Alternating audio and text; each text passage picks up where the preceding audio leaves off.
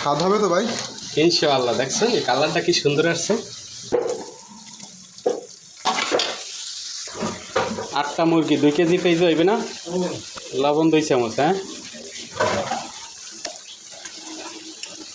গরম মশলা, দারচিনি, এলাচ, লং পরিমাণ মতো।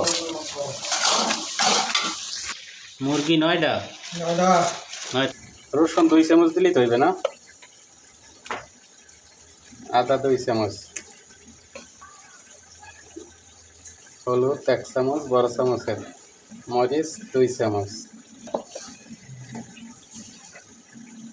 জিরা 1 চামচ পরিমাণ,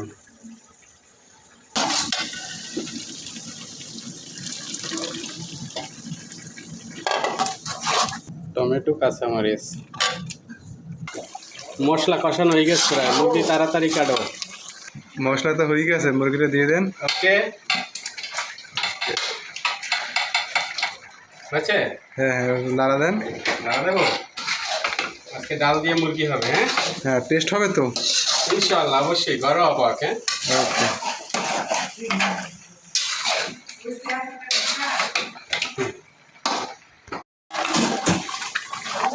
দুলাল ভাই, মুরগি কষানো হয়ে গেছে, ডাল দেওয়া লাগে।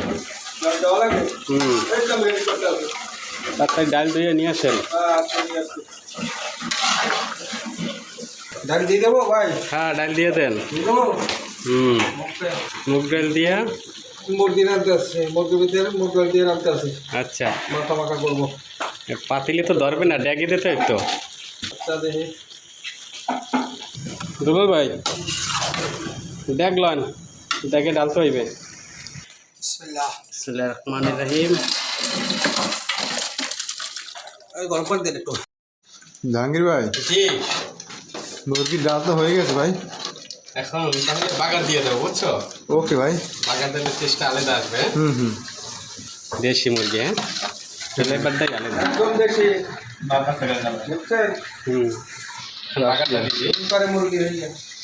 মুরগি আছে।